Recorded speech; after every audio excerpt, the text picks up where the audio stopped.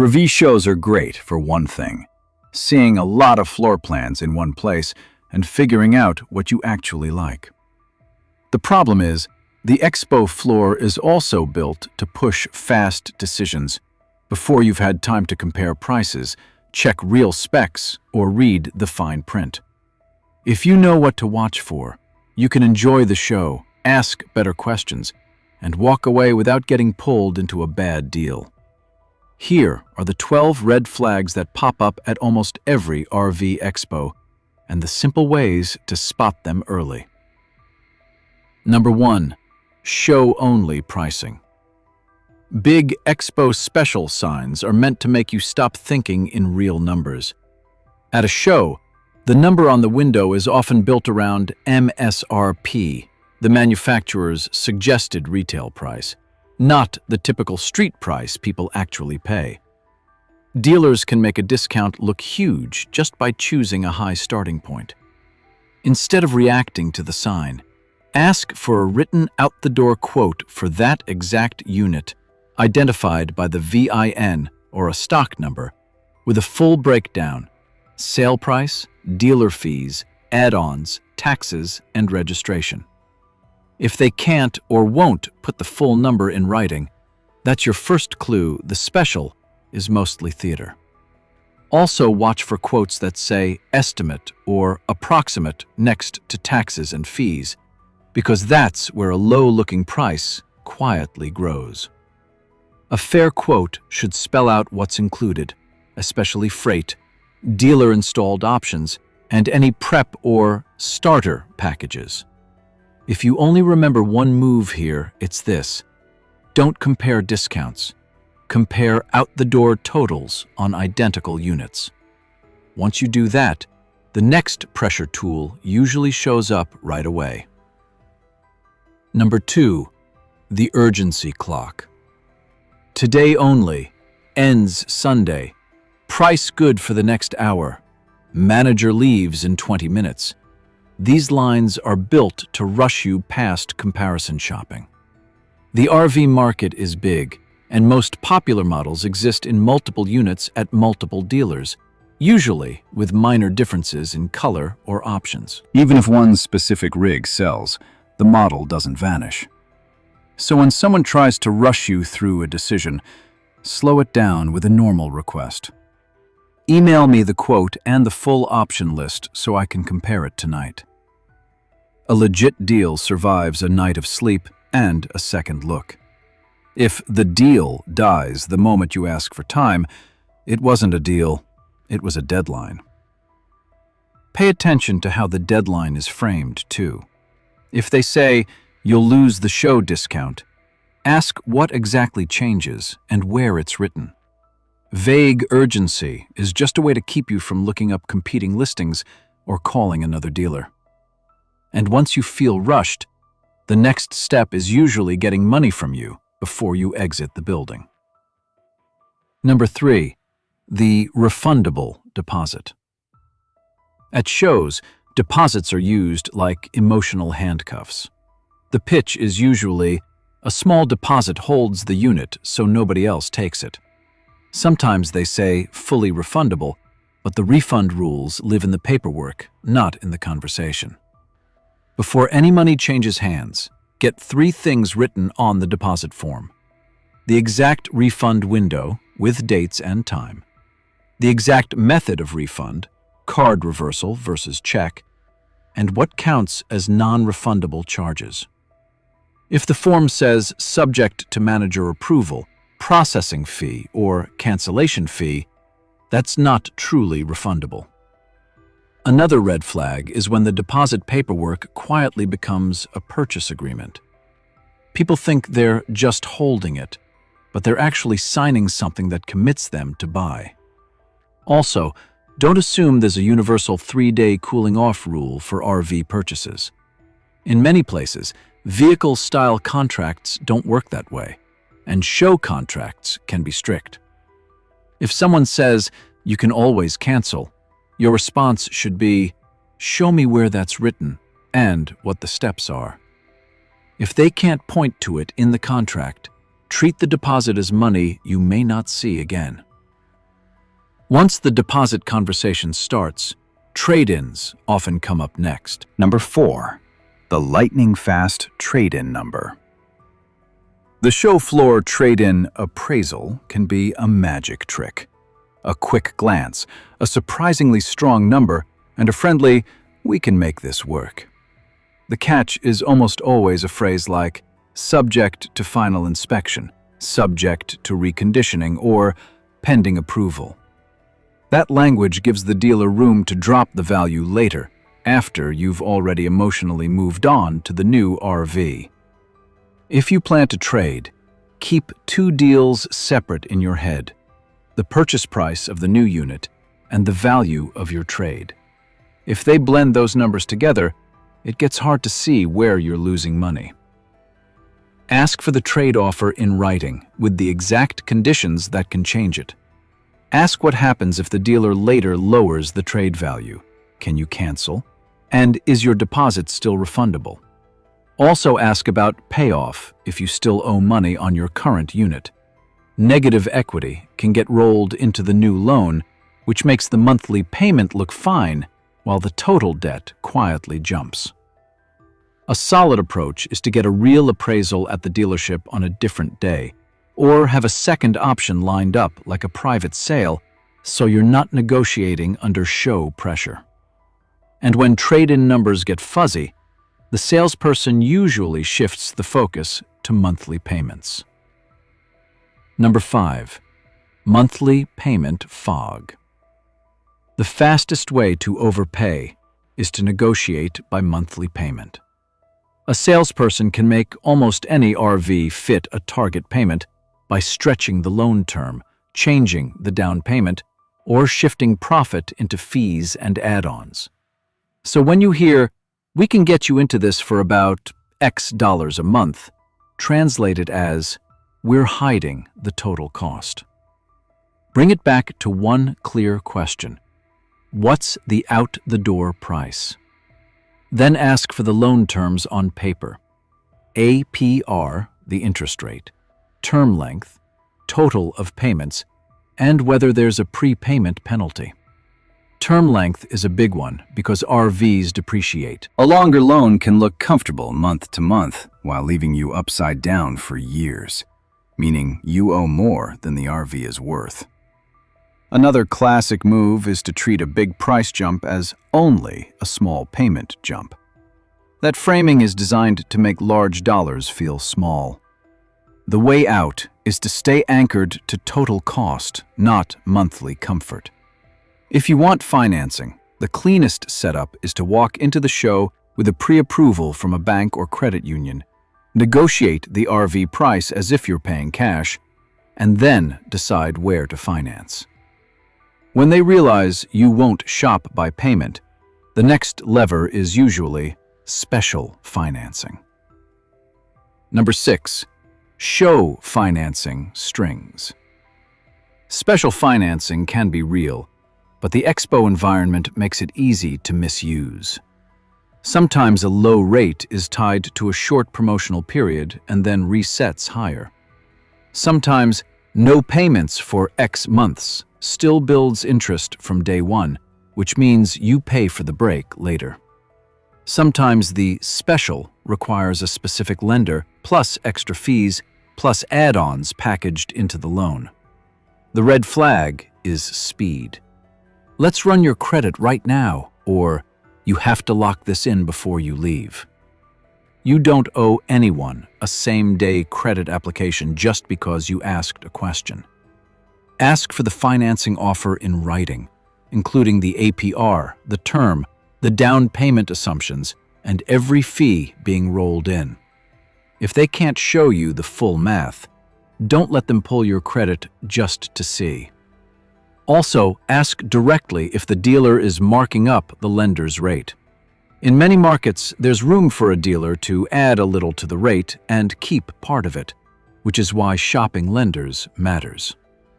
One more thing. Watch for approval language that sounds official, but isn't. "You're approved" can mean you're pre-qualified, which is not the same as a final loan with verified income, verified insurance, and a locked rate. If the financing pitch feels like a countdown timer, step back and treat it like any other quote you need to compare. And right after financing, the paperwork often grows extra line items. Number 7. Fee creep after the handshake. A show quote can look clean until the worksheet turns into a buyer's order or purchase agreement. Then extra lines appear: prep, dock, destination, walkthrough, delivery, training, battery upgrade, propane fill, starter kit, protection package.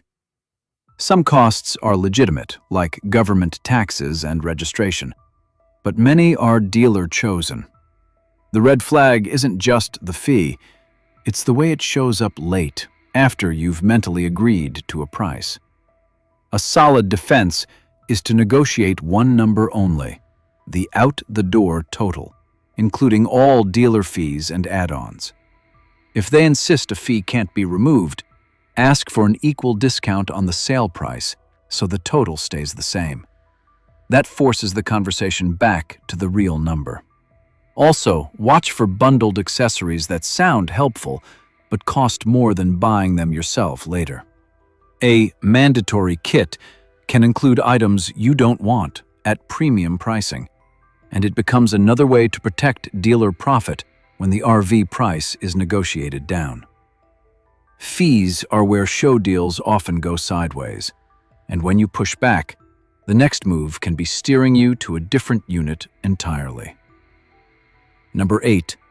The bait unit switch. Some RVs at shows exist mainly to pull you into a conversation. You'll hear, "That one isn't available," "That price was for the base package," or "This is a display model, the one you'll get is slightly different." That's how a great deal quietly becomes a higher trim, extra options, and a higher price. The fix is straightforward. Verify whether it's an actual unit for sale and whether the unit on the floor is the unit you'd be buying. Get the VIN or stock number, confirm the model year, and ask for the exact option list that matches the price they're quoting. If it's an order, ask what locks the price and what happens if the manufacturer changes pricing or the dealer adds fees before delivery. Also ask for a realistic delivery timeline in writing.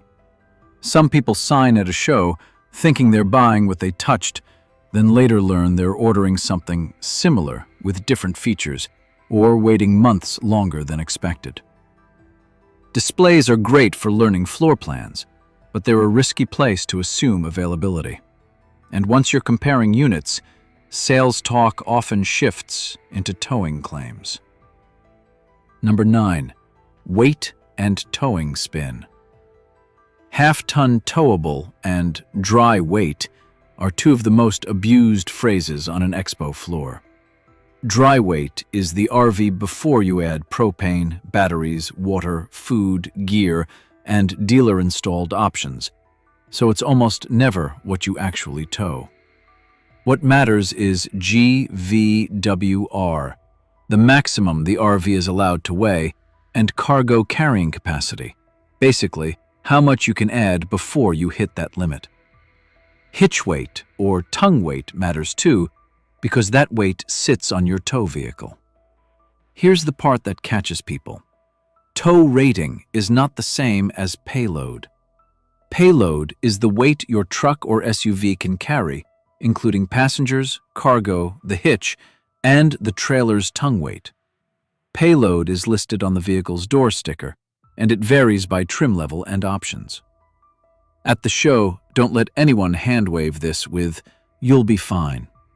Ask to see the RV's weight label, and ask for the real hitch weight on that specific configuration, not a brochure number. If you travel with full propane, batteries, and gear, your numbers go up fast. Even water matters. 1 US gallon weighs about 8.3 pounds, so a full fresh tank can add hundreds of pounds, depending on tank size. If towing is close usually means stressful trips, not just tight math. And if someone tries to rush you past weight questions, that's a red flag because towing safety isn't optional. Next, watch who's giving you official advice on the floor. Number 10. The factory rep glow. At a show, you'll meet people wearing brand logos who sound like inside experts. I'm with the manufacturer. I'm the brand rep. I'm here to educate. Sometimes they really are connected to the brand, but they're still part of the sales ecosystem on the floor. The red flag is when the rep talks like a neutral advisor, but then funnels you straight into a dealer contract. Or when they avoid specifics about common issues, warranty exclusions, and how claims get handled. A real expert won't get weird when you ask plain questions like, where do warranty repairs actually happen? Who authorizes them? What's excluded? And what's the typical process if something fails in the first month? Also ask about support after the sale. Is there a dedicated customer service line? And do they provide written guidance for troubleshooting? If the answers stay vague and the conversation keeps steering back to, let's write it up, treat the badge as marketing, not protection. The point isn't to distrust everyone. It's to recognize that logos don't equal accountability for your deal. And before any deal should exist, you still need a careful look at the unit itself. Number 11. The rushed walkthrough. A show walkthrough can feel impressive because everything is staged and the floor plan looks great. But the problems that matter are usually boring. Soft spots in the floor, slide seals, cabinet alignment, latches that don't hold, plumbing access, and how cleanly things are finished where you can't see from the doorway. A red flag is when you're discouraged from opening compartments, checking under sinks, looking behind panels, or taking photos of labels and stickers. Another red flag is, we'll fix it at delivery, said too early, before anyone has done a real pre-delivery inspection. A real purchase should include a serious PDI, where you test systems with time and no crowd. Slides in and out, awning operation, water pump, faucets, toilet seal, furnace, AC, fridge, outlets, and the battery/charger behavior. You also want to look at the roof edges and sealant, even if it's just from a safe ladder at the dealership later. At the show, your job is to learn the layout and identify questions. If someone won't let you do basic checks or won't schedule a full PDI before final paperwork, treat that as information. And once you've seen the unit, the last pressure zone is the finance office and the just sign here moment. Number 12. Add-ons and verbal promises. After you've said yes, the vibe often shifts from friendly to efficient. That's when extended service contracts, tire and wheel coverage, paint or fabric protection, gap coverage, and other products show up, usually framed as smart protection or even required. Some add-ons can make sense for some buyers, but the red flag is pressure and bundling. It's only a little more per month. Most customers do it. Sign here and we'll explain. Slow it down and ask for each product as a separate line with its separate price, plus the full contract to read. Look for deductibles, claim limits, excluded items, and where repairs can be performed. Also ask what happens if you cancel the add-on later and how refunds are handled if the RV is financed. Then there's the most common Expo promise. We'll add that, or we'll fix that. If it's not written into a due bill, a signed list of what the dealer owes you, it's not real. Get model numbers for anything being added, get deadlines, and get signatures. Finally, ask about service capacity before you buy. Who will do your warranty work, and what's the typical wait time for an appointment? A warranty is only as good as your ability to get the RV into a service bay. If they dodge that question, or if everything important is, don't worry, we'll take care of you, but nothing is written down, you already have your red flag.